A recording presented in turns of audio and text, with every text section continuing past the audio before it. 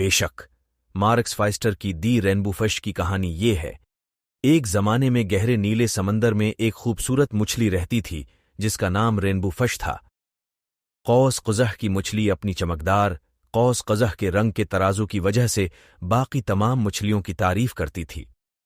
سورج کی روشنی میں اس کا ترازو چمکتا اور چمکتا تھا جس سے وہ پورے سمندر کی سب سے خوبصورت مچھلی بن جاتی تھی۔ تاہم رینبو مچھلی خوش نہیں تھی۔ اسے اپنے ترازو پر بہت فخر تھا اور وہ اسے کسی کے ساتھ بانٹنا نہیں چاہتا تھا۔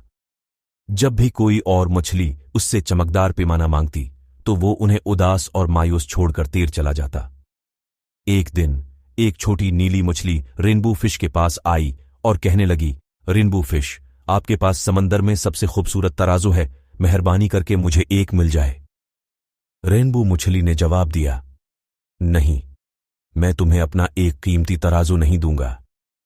چھوٹی نیلی مچھلی بھاری دل کے ساتھ تیر کر دور چلی گئی اور رینبو فش نے اپنے اندر گہرائی میں جرم کا ایک جھونکا محسوس کیا۔ وہ سمجھ نہیں پا رہا تھا کہ اس کا کوئی دوست کیوں نہیں ہے۔ رینبو مچھلی مشورہ لینے کے لیے عقل مند آکٹوپس کے پاس گئی۔ آکٹوپس نے اس سے کہا، رینبو مچھلی، تم تبھی خوش ہوگی جب تم اپنی خوبصورتی کو دوسروں کے ساتھ بانٹنا سیکھو گے۔ اپنے چمکدار ترازو کو دے دو اور تمہیں خوشی ملے گی۔ رینبو مچھلی نے آکٹوپس کے الفاظ کے بارے میں طویل اور سخت سوچا۔ آخر کار اس نے اشتراک کرنے کی کوشش کرنے کا فیصلہ کیا۔ اس نے اس چھوٹی نیلی مچھلی کو ایک چمکدار پیمانہ دے کر شروع کیا جس نے اسے پہلے مانگا تھا۔ چھوٹی نیلی مچھلی بہت خوش ہوئی اور رینبو مچھلی کا شکریہ ادا کیا۔ جلد ہی دوسری مچھلیاں رینبو فش کے پاس آئیں، وہ بھی ترازو مانگ رہی تھیں۔ اس نے ایک کے بعد ایک پیمانہ دیا اور جیسا کہ اس نے کیا کچھ جادوئی ہوا۔ رینبو فش نے اپنے اشتراک کردہ ہر پیمانے کے ساتھ ہلکا اور خوش محسوس کیا۔ جیسے ہی رینبو مچھلی نے اپنا ترازو دیا، اس نے بہت سے نئے دوست بنائے۔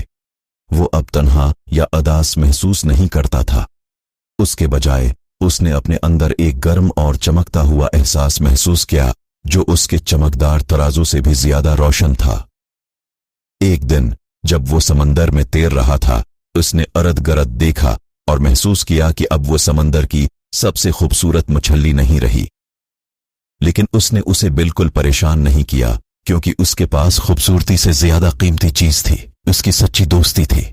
اور یوں رینبو فش اپنے خوبصورت ترازو کو بانٹتے ہوئے اور گہرے نیلے سمندر میں تمام مچھلیوں کی محبت اور دوستی سے لطف اندوز ہوتے ہوئے خوشی سے زندگی بسر کرتے رہے۔ دی رینبو فش کی کہانی بچوں کو بانٹنے کی اہمیت اور وہ خوشی سکھاتی ہے جو ہمارے لیے قیمتی چیز ذخیرہ کرنے کے بجائے دے کر دوست بنانے سے حاصل ہوتی ہے۔